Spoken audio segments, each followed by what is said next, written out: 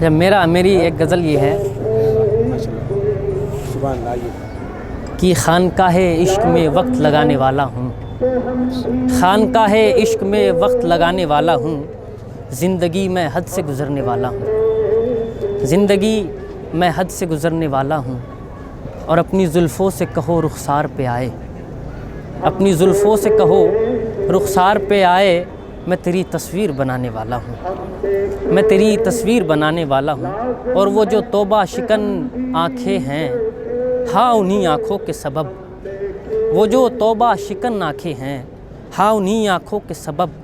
میں قدے سے کنارہ کرنے والا ہوں۔ اور وہ والا جو اس میں پڑھ رہے تھے آٹو میں، وہ تو اس کا ہے علی زریون کا، وہ بہت اچھا تھا وہ ہم کو ریولیوشن سے مطلب وہ ہو رہا تھا۔ علی زریون کی ایک مشہور غزل ہے کہ جو اسم و جسم کو باہم نبھانے والا نہیں،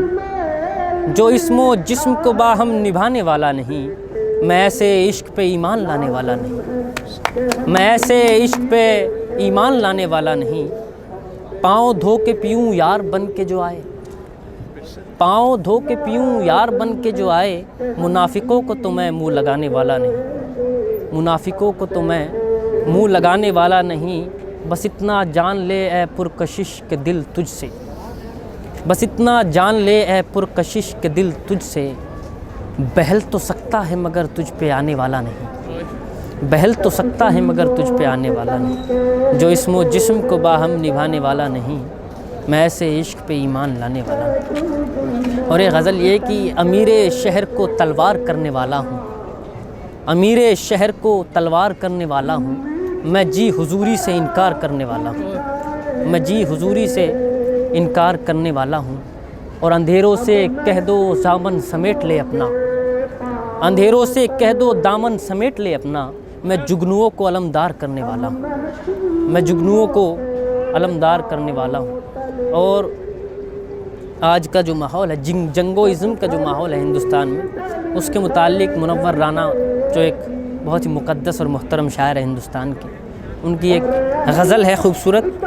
کہ سر پھرے لوگ ہمیں دشمن جاں کہتے ہیں، سر پھرے لوگ ہمیں دشمن جاں کہتے ہیں، ہم اس ملک کی مٹی کو بھی ماں کہتے ہیں، اور تجھ کو اے خاک وطن میرے تیمم کی قسم، تو بتا دے جو یہ سجدوں کے نشاں کہتے ہیں، مدینے تک میں ہم نے ملک کی خاطر دعا مانگی، کسی سے پوچھ لے اس کو وطن کا درد کہتے ہیں، اور ہماری بے بسی دیکھیے انہیں ہمدرد کہتے ہیں، جو اردو بولنے والوں کو دہشت گرد کہتے ہیں، ہماری بے بسی دیکھیے انہیں ہمدرد کہتے ہیں، جو اردو بولنے والوں کو دہشت گرد کہتے ہیں، اور اگر تنگائیوں پر تیرا کوئی بس نہیں چلتا تو پھر سن لے حکومت تجھے ہم نامرد کہتے ہیں۔ کیا بات ہے آپ نے جو